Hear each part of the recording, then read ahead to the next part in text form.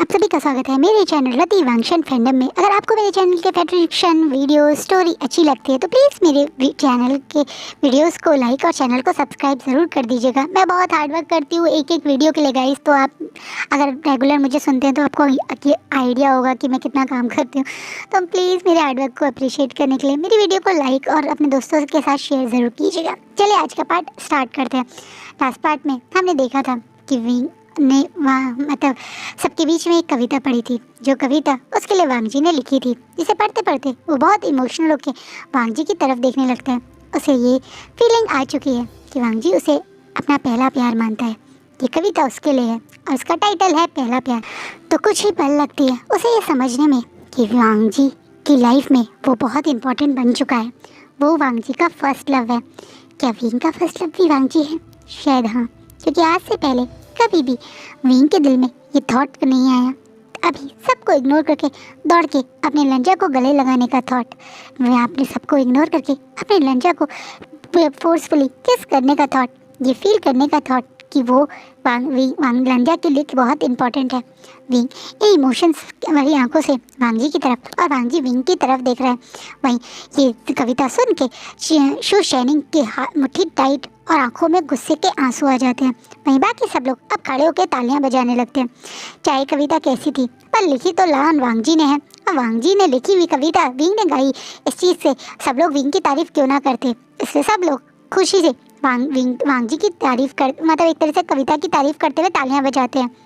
Indirectly वो दो लोग जो कभी शू शैनिंग के भी सपोर्ट में थे, आज वो भी विंग को अच्छे मार्क्स देते हैं। इसलिए नहीं क्योंकि वो विंग को जिताना चाह रहे हैं या उनको विंग का बहुत ज़्यादा अच्छा लगा, इसलिए क्योंकि वो वांगजी को नाराज़ नहीं कर सकते। वांगजी की कविता को तो वो नेगेटिव मार्क्स नहीं दे सकते। इसलिए आज फिर से हमारे वी वुशान जीत जाते हैं। आज विंग जीता भी है तो सिर्फ इस कॉम्पिटिशन नहीं, बल्कि वांगजी का दिल भी कहीं ना कहीं विंग ये महसूस कर चुका है। कल इतनी खुशी और एक्साइटमेंट में वो दौड़ के वांगजी को गले लगाया था, वांगजी के हाथ पकड़ के उसको वापस जिंशी तक ले गया था, जिंशी में उसके सामने कूद कूद के डांस करके दिखा रहा था। आज वो विंग बिल्कुल शांत है। वो जीतने के बाद भी अपनी बांसुरी को लेकर वहाँ से चुपचाप से जिंशी की तरफ चला जाता है। वहीं शू शैनिंग भी गुस्से में वहाँ से पैर पटकती हुई चली जाती है। उसे समझ में आ चुका है कि वांगजी विंग को एज अ हस्बैंड एक्सेप्ट करता है, क्योंकि उसके लिए बहुत बड़ी बात थी। उसे दिल में बहुत गुस्सा आ रहा है। वहीं शू शैनिंग को ऐसे गुस्सा करते हुए पैर पटकते हुए जाते हुए देखकर किंशु के चेहरे पे स्माइल आ जाती है। उसे लगता है कि ये एक अच्छा मौका है वांगजी के फिर से एक तरीके से बीमार करने का, क्योंकि अगर विंग जिंशी से निकल जाएगा तो ऑब्वियसली फिर से पहले की तरह जिंशी में इंपीरियर हीलर्स भी आ सकते हैं, उसका भाई भी जा सकता है और पहले की तरह विंग मतलब वांगजी को बीमार भी कर सकती है। इसलिए वो आज स्माइल करती हुई शू शैनिंग के पीछे जाती है और स्माइल करते हुए शू शैनिंग के रूम में एंट्री करती है, जहाँ शू शैनिंग एक कोने में बैठ के गुस्से में रो रही है। उसकी आंखों में आज आंसू है। गुस्से में उसने सामान नहीं तोड़ा, बल्कि उसके दिल में एक शार्प पेन हो रहा है। वांगजी की कविता सुन के उसका विंग के प्यार को समझ के उसके दिल में एक दर्द हो रहा है। किंशु स्माइल करते हुए अंदर आती है और कहती है, क्या हुआ शू शैनिंग, तुम इतना रो क्यों रही हो? तुम्हें तो खुश होना चाहिए कि तुम्हें इस वी वुशान का सच पता चल गया। सच कहूँ तो मुझे तुम्हारे कल भी और आज भी दोनों चीज़ें बहुत अच्छी लगी। मुझे तो लग रहा था कि तुम ही इस रियल के टाइटल की हकदार हो। इस बात पे शू शैनिंग किंशु को गुस्से में देखती है और बोलती है, मुझे पता है तुम यहाँ मेरा सपोर्ट नहीं, मेरे ऊपर मजाक बनाने आई हो। ये नाटक करना बंद करो, यही तो तुम्हारी प्रॉब्लम है। मैं तो सचमुच में तुम्हारा साथ देना चाह रही हूँ, मैं तो सचमुच में तुम्हारे पक्ष की ही बात कर रही हूँ, और तुम अभी भी मुझ पर गुस्सा कर रही हो। तुम्हें समझना पड़ेगा, मैं और तुम एक दूसरे के खिलाफ नहीं, बल्कि एक दूसरे के साथ है। क्योंकि मुझे भी ये वी वुशान बिल्कुल पसंद नहीं है। मुझे भी इस वी वुशान को जिंशी में नहीं रखना। ये इंसान कहीं से भी जिंशी के काबिल नहीं है। वांगजी के तो बस तुम ही काबिल हो। तुम दोनों की ही जोड़ी सबसे अच्छी है। किंशु अब शू शैनिंग के सामने जब ये बात बोलती है तो शू शैनिंग थोड़ा सा इमोशनल होकर किंशु की तरफ देखती है और बोलती है, तुम सच कह रहे हो ना? तुम्हें भी लगता है कि वो वी वुशान वांगजी के काबिल नहीं है? हाँ, मुझे भी लगता है, और यहाँ बहुत सारे लोग भी ये सच जानते हैं। पता नहीं इस वी वुशान ने क्या जादू कर दिया है वांगजी के ऊपर कि वो तुम जैसी टैलेंटेड ब्यूटीफुल लड़की को छोड़ के उस वी वुशान को वैल्यू कर रहा है। वो वी वुशान कहीं से भी तुम्हारे काबिल, तुम्हारे बराबर नहीं है। पता नहीं ये चीज़ कोई क्यों नहीं देख पा रहा है। इस बात पे अब शू शाइनिंग को सचमुच में किंशु पे भरोसा हो जाता है और वो स्माइल करते हुए किंशु को देखती है और बोलती है, तुम बिल्कुल सही कह रही हो, तुम मेरे साथ देना चाहती हो तो बताओ क्या करेंगे अब हम, कैसे कैसे मैं अपने वांगजी को वापस पा पाऊंगी। तो उसी के लिए तो मैं तुम्हारे पास आई हूँ। क्यों ना हम एक तीर से दो निशाने लगाएं। एक तरफ हम सबको ये दिखा दें कि वांगजी के लिए तुम ही सबसे परफेक्ट हो, और दूसरा हम इस वी उशान को इस लैंडक्लेन से बाहर निकाल दें। कैसे कैसे करेंगे हम ये? बहुत सिंपल है। तुम्हारे पास एक ऐसा तरीका है जिससे तुम ये सब कर सकती हो। तुमने कभी नोटिस किया है ये वेंचिंग ये क्यों रहती है जिनशी में? ये एक नॉर्मल सी हीलर है जिसके बारे में हमें पता चला है, लेकिन उसके बावजूद ये क्यों जिनशी में रहती है? कहीं ना कहीं वांगजी जो नहीं देख पा रहा वो तुम और मैं देख सकते हैं। विंग एक आदमी है और उसकी कुछ अपनी सेक्सुअल नीड्स होंगी, और मुझे लगता है इस वेंचिंग और विंग में कोई ना कोई संबंध है। ये दोनों सबके सामने दोस्त बनने का नाटक करते हैं, पर तुम्हें भी पता है एक लड़का और लड़की कभी कोई खास दोस्त नहीं हो सकते, खासकर तब जब वो लड़का और लड़की एक साथ एक ही घर में रहते हैं। इन दोनों के बीच में कोई खून का रिश्ता नहीं है, तो ये दोनों कोई भाई बहन भी नहीं है। और सच कहूँ तो ये दोनों जिसका जो रिश्ता है वो कोई देखकर भी देखना नहीं चाह रहा। तुमने देखा है किस तरह से वेंचिंग विंग को टच कर लेती है, विंग के कंधे पे हाथ रख लेती है, और किस तरह से विंग को उस चीज़ से कोई फ़र्क ही नहीं पड़ता। असलियत तो ये है कि वी वुशान और वेंचिंग का रिश्ता गलत है, और यही चीज़ अब हमें सबके सामने दिखानी है। हम सबके सामने ही शो कर देंगे कि वी वुशान और वेंचिंग दोनों के बीच में एक गलत रिश्ता है, और उसके बाद वी वुशान को धक्के मार के लैंडक्लेन से बाहर निकाल देंगे, और तुम्हें वापस तुम्हारे वांगजी मिल जाएंगे। किंशु अब एक तरीके से शू शाइनिंग को विंग और वेंचिंग के खिलाफ भड़का रही है। किंशु एक तीर से दो निशाने कर रही है। वो एक साथ दो लोगों को बाहर निकाल रही है, एक विंग को और एक इस हीलर को। उसे लग रहा है कि वांगजी की ठीक होने में शायद ये हीलर हेल्प कर रही है विंग का। तो अगर ये हीलर चला जाएगी तो फिर से लैन हीलर और लैन एक तरह से ना इंपीरियर हीलर ही अब वांगजी को ट्रीट करेंगे, और फिर से उसे मौका मिल जाएगा वांगजी को बीमार करने का। इसलिए वो ये बात बोल रही है, जिसी से शू शाइनिंग जो वैसे तो बहुत ज़्यादा समझदार बनती है, लेकिन वो वेंचिंग मतलब एक तरह से किंशु की बातों में आके अब वेंचिंग और विंग के खिलाफ सोचते हुए बोलती है, तुम बिल्कुल सही कह रही हो, ये चीज़ क्यों कोई देख रहा नहीं है, लेकिन अब तुमने जब नोटिस किया तो मुझे भी समझ में आ गया। तो अब हम क्या करें, कैसे पता करें इन दोनों के बारे में? पर इसमें क्या बड़ी बात है, तुम सबको लेकर एक जिनशी आज शाम को पहुंच जाना। मुझे पक्का यकीन है ये दोनों जब एक दूसरे के लिए ऐसा फील करते हैं तो एक दूसरे के साथ ये सब भी करते ही होंगे, हम तभी पकड़ लेंगे, है ना? इस बात पे शू शाइनिंग भी तुरंत अग्री हो जाती है। उसे नहीं पता किंशु आज विंग और वेंचिंग के खाने में कुछ मिलाने का सोच रही है, इसलिए वो आज ही शू शाइनिंग और बाकी सबको साथ में लाने के लिए बोल रही है। वो खुद से कभी भी अपने प्लान में इन्वॉल्व नहीं होती है, वो दूसरे के कंधे पे बंदूक रख के ही अपने प्लान को अंजाम देती है, ताकि अगर कुछ गड़बड़ भी हुई, वर्स्ट भी हुआ, तो फंसे वही इंसान यानी शू शाइनिंग ही। इसलिए वो ऐसा कर रही है। वहीं शू शाइनिंग भी किंशु की बातों में आके यही सोच के कि सचमुच में विंग और वेंचिंग का ही कोई रिश्ता है अग्री हो जाती है। वहीं विंग वापस वहाँ से आके अपने रूम में बंद है और वो बार बार वही बातें सोच रहे हैं। वांगजी सबके साथ वहाँ वापस तो आता है, लेकिन वो समझ नहीं पा रहे कि विंग को क्या हुआ। क्या विंग को उसका ये कविता अच्छी नहीं लगी? क्या विंग किसी और वजह से उससे नाराज़ हो गया?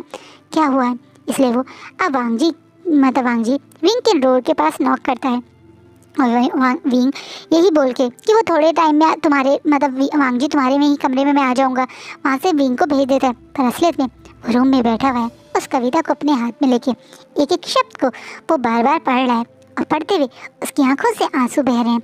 उसे दिल में बहुत ज़्यादा एक अजीब सा एहसास हो रहा है। उसे बहुत खुशी हो रही है कि वो वांगजी के लिए ने उसके लिए लिखी है। वहीं दिल में हल्का सा घबराहट हो रही है कि क्या वो सचमुच में वांगजी के काबिल है? वो किस हक से वांगजी के इस प्यार को एक तरह से एक्सेप्ट कर सकता है? वो वांगजी के कहीं से भी काबिल नहीं है। वांगजी द हांगवन जुन है, यानी इस पूरे के पूरे लैंग किंगडम के फर्स्ट प्रिंस, एक टाइम पे प्रिंस बनने जा रहे थे, किंग बनने जा रहे थे वो इंसान। और विंग कौन है? एक अडॉप्टेड सन, एक ऐसा इंसान जिसके माँ बाप का एक गरीब से नौकर थे, एक ऐसा इंसान जो कई सालों से अपनी खुद की पहचान के साथ मतलब हीलर का भी काम नहीं कर सकता। जियांग फैमिली का नाम डूब जाएगा इस चक्कर में। और वो इंसान जो कहीं से भी किंग के तो काबिल नहीं है, कहीं ना कहीं विंग अपने आप को वो वांगजी के काबिल नहीं है, यही सोच के, ये बातें सोचकर मन में दुखी हो रहा है। उसे लग रहा है कि उसके एक झूठे तलिस्मान के चक्कर में, उसके एक गलती के चक्कर में एक्सीडेंटली वो वांगजी का पार्टनर बन गया। वो कहीं से भी वांगजी के अगर सामने से पार्टनर बन नहीं सकता था। पहला वो मेल है, दूसरा वो कहीं से भी वांगजी के काबिल नहीं है। हांग वेंजुन कितने अच्छे हैं ना, इतनी खूबसूरत, इतनी अच्छी आदत की, हर चीज़ में परफेक्ट, इतने स्ट्रॉन्ग वॉरियर। और वो क्या है? विंग अपने आप को ही अंडर एस्टिमेट कर रहा है। उसे भरोसा नहीं हो रहा है कि वांगजी उसे ऐसे ही प्यार कर सकता है। क्या सिर्फ एक एक्सीडेंटल मैरिज में कोई इंसान आपको इतना दिल से प्यार कर सकता है? वांगजी के ये शब्द बहुत गहरे विंग के दिल पे अजीब सी फीलिंग दे रहे हैं। उसका मन तो कर रहा है कि वो कूद के अभी दरवाज़ा खोले, वांगजी के पास जाए, उसे कस के गले लगाए, उसे जोर जोर से किस करे और बोले कि शायद वो भी वांगजी को बहुत प्यार करने लगा है, उसे वांगजी के साथ खुशी मिलती है। ये सब शब्द जो इस कविता में है वो सच है। उसे भी यही सब फीलिंग वांगजी के साथ होती है। पर दूसरी तरफ उसका दिमाग कहता है ऐसा नहीं करना है, क्योंकि कहीं ना कहीं लैंड फॉरेन का टाइटल भी वो सिर्फ अपनी फैमिली के लिए ही लेना चाहता है। इसलिए नहीं क्योंकि वो वांगजी का लाइफ पार्टनर है, बल्कि इसलिए क्योंकि उसको अपनी सीजे की शादी करवानी है, जिन जोशान से, जिन मतलब एक तरह से मिनिस्टर की फैमिली के बराबर आना है। यही बातें तो हैं। वो यही बातों की वजह से बहुत परेशान होता है जब दोबारा से उसके डोर पे नॉक होता है। विंग अब आप कविता को अपने बेड के पास रख के अपना फेस क्लीन करता है। डोर खोलता है तो सामने कोई और नहीं बल्कि कुछ गार्ड हैं जो उसे और वेंचिंग को बुलाने आए हैं। स्पेशली आज क्वीन और किंग ने उन्हें बुलाया है ये बोलकर। इसलिए वहाँ से तुरंत विंग वेंचिंग के साथ वहाँ चला जाता है। किंग यानी लैन शिचैन तो वहाँ नहीं मिलते, लेकिन क्वीन यानी किंशु वहाँ बैठी हुई है और स्माइल करते हुए उन दोनों को वेलकम करती है। अब उनके सामने टी रखती है और बोलती है मैं काफ़ी समय से आपसे मिलना चाहती थी रॉयल कॉन्सर्ट, लेकिन आप बिजी थे कंपटीशन के लिए। लेकिन आज मैं काफ़ी खुश हुई आपको जिस तरीके से आप इस प्रतियोगिता में परफॉर्म कर रहे हैं वो देखकर। आप सचमुच में काफ़ी टैलेंटेड हैं। मैं सिर्फ आपसे कुछ समय बिताना चाहती थी और आपसे बात करना चाहती थी, इसलिए मैंने आपको यहाँ बुलाया। ये बोल के किंशु स्माइल करते हुए उन्हें टी देती है। वहीं विंग और वेंचिंग भी उस टी को बड़े आराम से पी लेते हैं, क्योंकि किंशु भी तो पी रही है। इसलिए उनके दिमाग में भी ये बात नहीं आती कि किंशु ने उन्हें स्पेशली यहाँ इसीलिए बुलाया है क्योंकि वो ये टी उन्हें पिलाना चाहती थी। वो दोनों वहाँ आराम से टी पीते हैं। थोड़ा बहुत किंशु फॉर्मेलिटी वाली बातें करती है। ओह आपने डांस कैसे सीखा? अच्छा आपने सिखाया, ये तो बहुत अच्छा था, ये तरीका बहुत अच्छा है। मतलब फालतू की बातें करके उनसे और वहाँ एक्सक्यूज़ करके उन्हें वहाँ से जाने मतलब वो एक तरीके से चली जाती है। वहीं वेंचिंग और विंग भी वहाँ से उठ के जाने लगते हैं। किंशु को लगा था कि इन दोनों को जब तक ये जिंशी पहुँचेंगे तभी नशा होगा, लेकिन बीच में ही वेंचिंग विंग को रोक लेती है। ये दोनों अभी जिंशी से थोड़ा दूर पे ही हैं, रास्ते में हैं, एक गार्डन के पास से गुजर रहे हैं जब वेंचिंग विंग को रोकती है और दोनों एक दूसरे को विंग एकदम से बोलता क्या हुआ वेंचिंग? मैं तुमसे जो बात करना चाहती थी वो भी जिंशी में नहीं कर सकती थी। अच्छा हुआ कोई ने ही हमें बाहर बुला लिया, इसलिए मैं तुमसे यहाँ अकेले में बात कर पाई। क्या बात करनी थी? विंग तुम आज वहाँ से क्यों गए? आज तुम वहाँ रुके क्यों नहीं? और कविता पढ़ते हुए तुम्हारी आंखों में वो आंसू क्यों थे? मैं कुछ समझा नहीं वेंचिंग, तुम मुझसे क्या बात करना चाहती हो? मैं तुमसे तुम्हारे और वहाँ हमारे हांग वेंजुन के बारे में बात करना चाहती हूँ। तुम आज समझ चुके हो कि हांग वेंजुन तुम्हें बहुत प्यार करते हैं, वो तुम्हें अपना फर्स्ट लव मानते हैं। ये कविता उन्होंने तुम्हारे लिए ज़रूर लिखी है, लेकिन इनके शब्दों के मतलब तुम और मैं अच्छे से समझ चुके हैं। वो तुम्हें बहुत पसंद करने लगे हैं, वो अपने रिश्ते को सम्मान देने लगे हैं, वो तुम्हें सचमुच में अपना लाइफ पार्टनर मानने लगे हैं। तुम अब क्या करोगे विंग? कहना कहीं वेंचिंग विंग से वरी करते हुए पूछती है। वहीं विंग एकदम से वेंचिंग की तरफ देखता है और बोलता है मैं क्या करूँगा? मैं क्या कर सकता हूँ? मैं तुमसे ये जानना चाहती हूँ, क्या तुम भी अपनी फीलिंग्स को ऐसे ही एक्सेप्ट कर पाओगे? अब अचानक से विंग वेंचिंग की तरफ देखता है। अब वेंचिंग फिर से प्यार से विंग के कंधे पे हाथ रखती है और बोलती है आज तुम जिंशी में तभी वापस आना जब तुम अपना मन अच्छे से मना लो, अपनी फीलिंग्स को अच्छे से एक्सेप्ट करो। मैं जानती हूँ सिर्फ लांग वांगजी नहीं है जो तुम्हें पसंद करते हैं, बल्कि तुम भी अब लांग वांगजी को बहुत पसंद करने लगे हो। ये कुछ महीने का रिश्ता ज़रूर है, लेकिन ये रिश्ता उम्र भर का बन है। अभी सिर्फ कुछ समय हुए हैं तुम्हें एक दूसरे के साथ बिताते हुए, लेकिन मैं तुम्हारी और लांग वांगजी की दोनों की आंखों में अच्छे से देख सकती हूँ कि दोनों एक दूसरे के साथ पूरी ज़िंदगी बिताना चाहते हो। तुम दोनों एक दूसरे को चाहने लगे हो, एक दूसरे को प्यार करने लगे हो। हंगुंजुन ने तो ये चीज़ अपनी कविता के थ्रू तुम्हें बता दी, लेकिन तुम इस चीज़ को कैसे समझोगे? क्या तुम अब भी मेरे सामने इस चीज़ को डिनाई करोगे कि तुम हंगुंजुन को प्यार नहीं करते हो? कहीं ना कहीं वेंचिंग विंग के दिल की बात उससे जानना चाहती है। वो विंग की कन्फ्यूजन या विंग के दिल में क्या है वो समझना चाहती है। वहीं विंग एकदम से बोलता है, तुम्हें जब चाहे तब जिनशी में आना, लेकिन मैं तो जिनशी में वापस जा रहा हूँ और इस बार में मुझे तुमसे कोई बात नहीं करनी है। विंग वेंचिंग को वहीं उस गार्डन में अकेला छोड़ के गुस्से में जल्दी जिनशी की तरफ चला जाता है। मैं वेंचिंग उस गार्डन में शांति से खड़ी हुई है और मन में सोच रही है कि क्या ये बेवकूफ़ अपने प्यार को जानकर भी इग्नोर करेगा, या ये भी हंगुंजुन की तरह बहादुरी दिखा के, चाहे वो मेल है लेकिन अपने प्यार को एक्सेप्ट करेगा।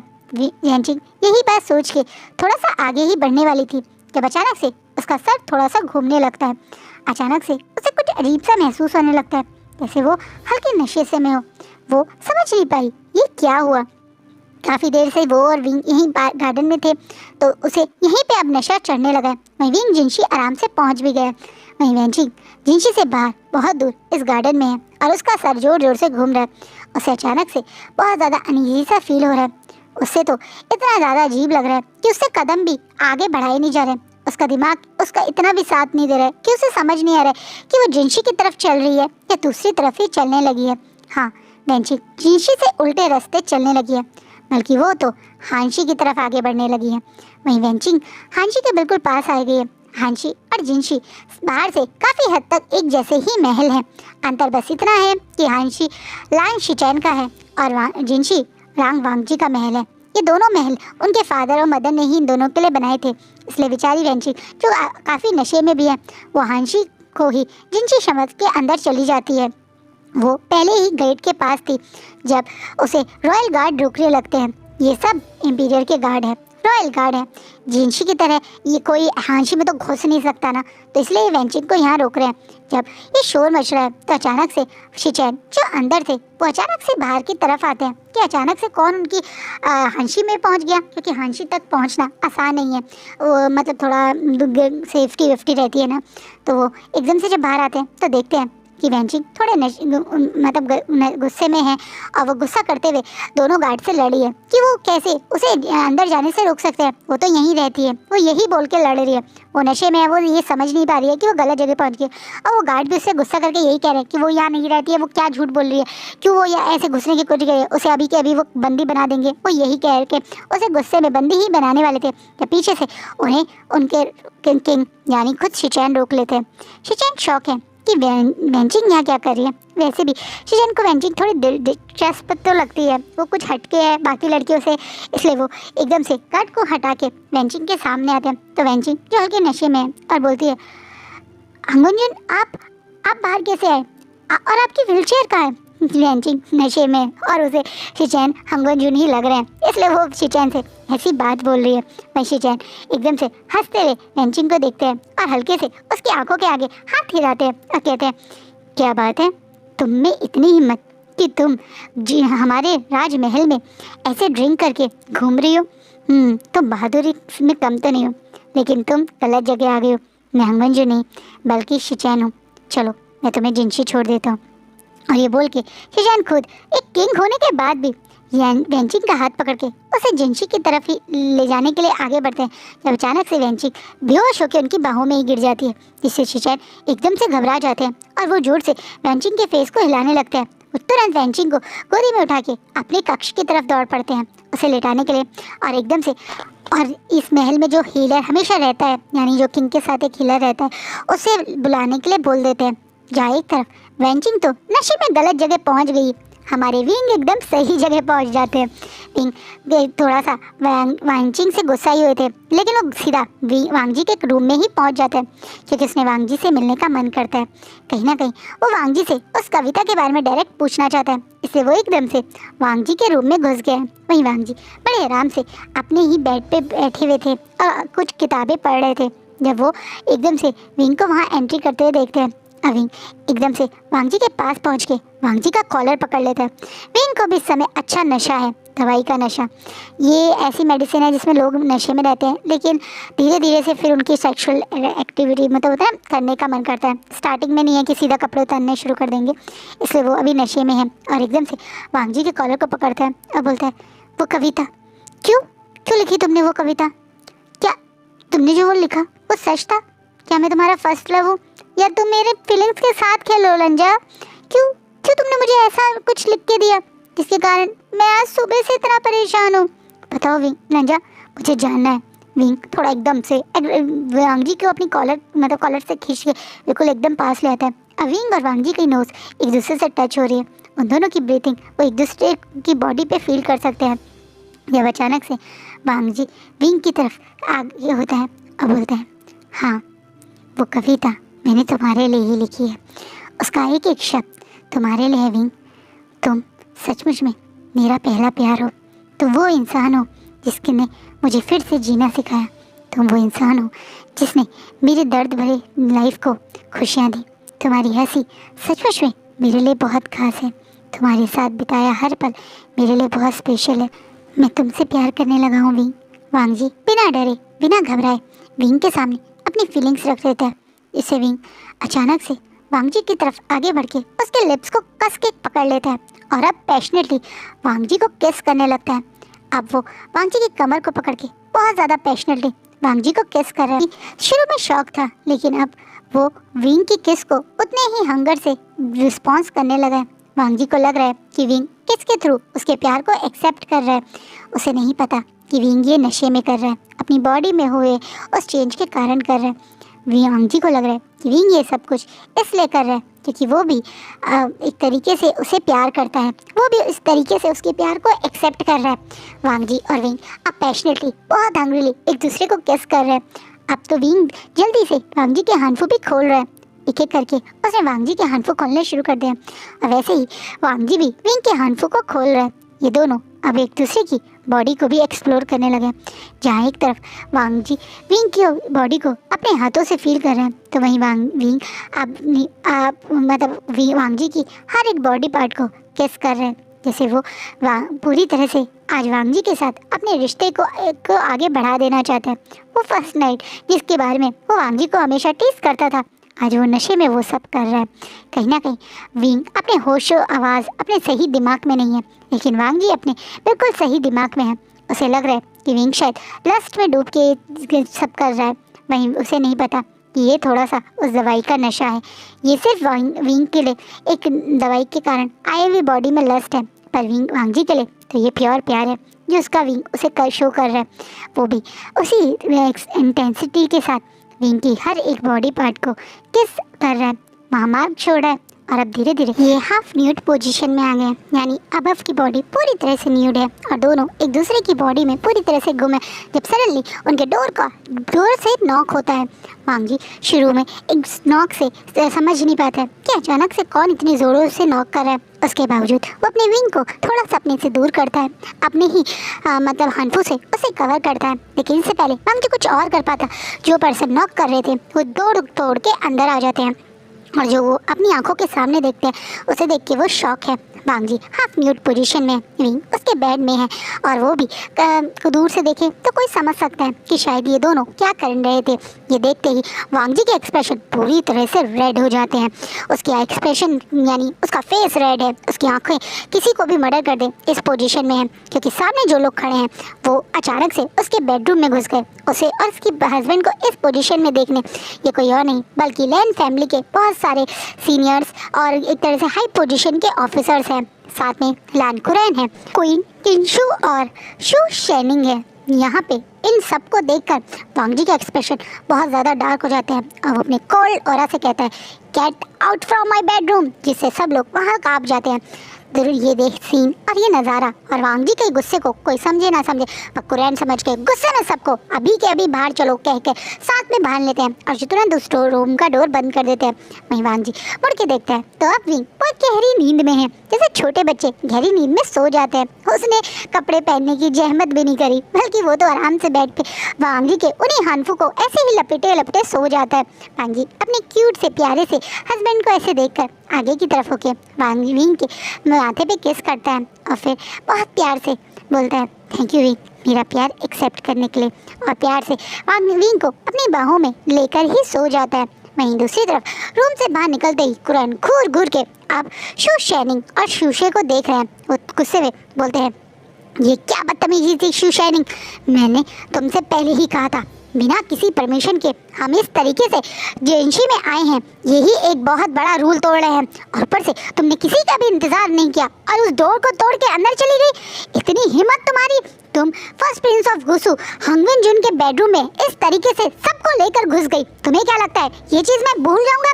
तुम्हें इस चीज़ की बहुत बड़ी पनिशमेंट मिलेगी। इस तरीके से किसी भी land family royal family members की प्राइवेसी में घुसने का अधिकार तुम्हें किसने दिया? कुरैन बहुत गुस्से में चीख के ये लाइन जब शू शाइनिंग पे बोलते हैं तो शू शाइनिंग तो बुद्ध बनी खड़ी है। उसकी आंखों के सामने वो नज़ारा था जहाँ वांग जी और विंग एक अलग पोजीशन में थे। जैसे वांग जी की आंखों में विंग को कोई और ना देख ले, वो पॉजेसिवनेस थी। कैसे वांग जी अपने विंग के साथ इन्वॉल्व था, ये सब कुछ शू शाइनिंग ने देखा और वो अंदर से टूट गई। उसे भरोसा नहीं हुआ कि वांग जी ऐसा कर सकता है। वो अभी भी इस बात को इस डायसी को मानने के लिए यकीन नहीं है कि वांग जी खुद से ये कर रहा था। उसे अभी भी मन में ये है कि शायद विंग ने ही कुछ करा है जिसके कारण वांग जी ने ये सब किया। लेकिन बाकी खड़ी सब लोग भी अब लैंड कुरैन के सपोर्ट में आते हैं और अब उनमें से एक सीनियर आगे आता है। अब बोलता है, शूशे और शू शाइनिंग आप बचपन से ही हमारे क्लैन में पले बड़े हैं, आपकी फैमिली भी हमारी ही लैंड फैमिली का एक हिस्सा थी, इसलिए हम आपको एक फैमिली मेंबर मानते थे। लेकिन इसका मतलब ये नहीं है कि आप इस बात को अपने दिमाग में घुसा के अपनी पोजीशन का फ़ायदा उठाएं। आप हमेशा से आप गलतियां करते थे, लेकिन हम आपको फैमिली मेंबर समझ के माफ़ कर देते थे। लेकिन आज जो आपने किया है वो माफ़ी के लायक नहीं है। इस तरीके से आप हम सबको जिंशी में क्यों लाए थे? आपको क्या लगता है आपकी ये हरकत हम भूल जाएंगे? बिल्कुल नहीं। कल सुबह आपको इस चीज़ की सफाई खुद किंग को देनी पड़ेगी। इतना ही नहीं, हम इसी वक्त लैंड कुरैन के सपोर्ट में आप भी इस लैंड फॉरेन के टाइटल को की जो कंपटीशन था उसे रोकते हैं, और ये बात क्लियरली आपके सामने बोल रहे हैं कि आप लैंड फॉरेन वी वुशियान हैं, क्योंकि उन्होंने ये बात साबित कर दी। वो आपसे ज़्यादा टैलेंटेड भी हैं और हमारी फैमिली की कल्चर को आपसे ज़्यादा मानते भी हैं। उन्होंने यहाँ रहकर कभी कोई ऐसी घटिया हरकत नहीं करी जैसी आज आपने की, एक मैरिड कपल के रूम में बिना उनकी मर्जी के घुस जाना। और हमने देखा है कि कैसे हमारे फर्स्ट प्रिंस ऑफ गुसु यानी हंगवन जुन खुद से अपने पार्टनर के प्यार करते हैं। वो कल की कविता और यहाँ तक कि उनका शुरू से अपने हस्बैंड को साथ देना इस बात को साबित करता है कि वो शू शाइनिंग के लिए ऐसा कुछ फील नहीं करते हैं। इसलिए हम इसी वक्त ये डिसीजन लेते हैं कि अब लैंड फॉरेन का कंपटीशन यहीं रुकता है। आपकी इस हरकत के बाद तो हम में से कोई भी आपको लैंड फॉरेन के टाइटल के हकदार नहीं मानता है। एक तरीके से ये सीनियर भी इस बात से बहुत ऑफेंड हो गया। यार इन लोगों के लिए भी तो ऑड था ना, एक मैरिड कपल के रूम में घुस जाना और उन्हें ये सब करते देखना। वो लोग भी ये सब कुछ करना नहीं चाहते थे, लेकिन ये शू शाइनिंग की जिद के कारण ही वो यहाँ आए और जिद के उसने ही गुस्से में वो दरवाज़ा खोल के अंदर घुस गई थी, जिसके पीछे पीछे ये लोग उसे रोकने ही घुसे थे। तो इनके लिए शू शाइनिंग का इस तरीके से हर चीज़ में जिद करना, अपनी आप को सुपीरियर मानना और यहाँ तक कि झूठ बोल के उन्हें यहाँ लाना, सब चीज़ों की वजह से वो भी शू शाइनिंग से बहुत गुस्सा है। कुरैन के पीछे पीछे अब ये सब लोग भी वहाँ से निकल जाते हैं। जिंशी के बाहर खड़ी शू शाइनिंग शौक है, वहीं किंशु भी शौक है। उसे भी भरोसा नहीं हुआ ये क्या हुआ, क्योंकि किंशु के प्लान के अकॉर्डिंग तो यहाँ अब इस समय लैंड कुरैन और बाकी सबको वी वुशान पे गुस्सा करना चाहिए था, उस वैनचिंग पे गुस्सा करना था। वी वुशान तो अपने हस्बैंड के साथ है, फिर वैनचिंग का है। किंशु ये बात सोचती या कुछ रिएक्ट करती उससे पहले ही अब शू शाइनिंग उस पर गुस्सा और चीखते बोलती है, ये तुमने जान पूछे किया ना? मैं जानती थी तुम जैसी दिखती हो वैसी ने हो नहीं। तुमने जान पूछ के मुझे इससे चिढ़ कर ये सब किया। तुम जानती थी कि मैं फ्यूचर में क्वीन बन सकती हूँ। तुम जानती थी कि अब जब लांग वांग जी ठीक हो जाता तो वो मुझसे ही शादी करता। इसलिए तुमने सारे सीनियर्स के सामने मेरी रेपुटेशन गिराने की कोशिश की। तुम जैसी गिरी हुई औरत और कर भी क्या सकती है? किंशु, भूलो मत जो तुमने आज किया है। उसके बाद अब मैं तुम्हारी सबसे बड़ी दुश्मन हूँ। तुमने जानबूझ के मुझे झूठ बोल के यहाँ भेजा ताकि तुम मेरे को सबके बीच में नीचे गिरा सको। तुमने ही मेरे दिमाग में झूठी बातें बोली पीयूषान और उस वेंचिंग के बारे में, लेकिन यहाँ के जो मैंने देखा है उसके बाद अब मुझे तुमसे सबसे ज़्यादा नफरत है। मैं अब यहाँ सिर्फ विभूषान की दुश्मन नहीं, आज से तुम्हारी भी दुश्मन हूँ। और हाँ, मैं ऐसा बहुत कुछ है जो जानती भी हूँ और कर भी सकती हूँ। आगे से अब तुम मुझसे बच के रहना। शूशानी बहुत गुस्से में किंशु को धमकी देते हुए, आंखों में आंखें डाल के गुस्सा करते हुए वहाँ से गुस्से में निकल जाती है। वहीं किंशु गुस्से में उससे जाते हुए अपनी मुट्ठी कसती है और बोलती है, तुम और क्वीन, उससे पहले मैं तुम्हारी जान ना ले लूँ। तुम्हें क्या लगता है मैं तुम्हें इतने छोड़ दूँगी? किंशु फ्रस्ट्रेशन में कि उसका प्लान कैसे फेल हो गया, आज तक उसका कभी कोई प्लान फेल नहीं हुआ, वहाँ से अपने ही महल की तरफ चली जाती है। उसे शूशानी विभूषण दोनों पे बहुत गुस्सा आ रहा है। उसे अपने आप पे भी गुस्सा आ रहा है कि उसका प्लान कैसे फेल हो सकता है। उसका तो बिल्कुल परफेक्ट प्लान था। उसने तो एक साथ वेंचिंग और विंग को मतलब एक तरह से इस तरह की नशे की दवाई दी थी, तो विंग लांग वांगजी के कमरे में कहाँ पहुँच गया? बेचारी किंशु गुस्से और फ्रस्ट्रेशन है, रूम के सारे सामान तोड़ रही है। वहीं दूसरी तरफ शूशानिंग भी बहुत ज़्यादा गुस्सा और फ्रस्ट्रेटेड है। वो भी अब किंशु को दुश्मन मान के उसके पीछे लगने की सोच रही है। और आज का पार्ट ये रुकता है। आपको क्या लगता है कहाँ शूशानी विंग को वांगजी की लाइफ से दूर करना चाह रही थी, लैंड फॉरेन का टाइटल छीनना चाह रही थी, पर उल्टा वो ही अब लैंड फॉरेन के टाइटल के हकदार से हट गई। और वहीं दूसरी तरफ अब तो वो किंशु को दिल से नफरत भी करने लगी है। आपको क्या लगता है कहीं किंशु का सच हमारी शूशानिंग ही ना खोल दे? ये भी आपको नेक्स्ट पार्ट में पता चलेगा। आई होप आपको आज का पार्ट कैसा लगे, प्लीज़ कमेंट में ज़रूर बताइएगा। आपको मेरे फैन फिक्शन कैसे लगते हैं, आप मुझे कमेंट में ज़रूर फीडबैक दिया कीजिए। आपकी कमेंट से मैं अपनी स्टोरी में इम्प्रूवमेंट कर पाती हूँ, तो प्लीज़ कमेंट करके मुझे फीडबैक दीजिएगा। चलिए आज का पार्ट यहीं ख़त्म करते हैं। बाय, टेक केयर, अपना और अपनी फैमिली का खूब ध्यान रखिएगा। बाय।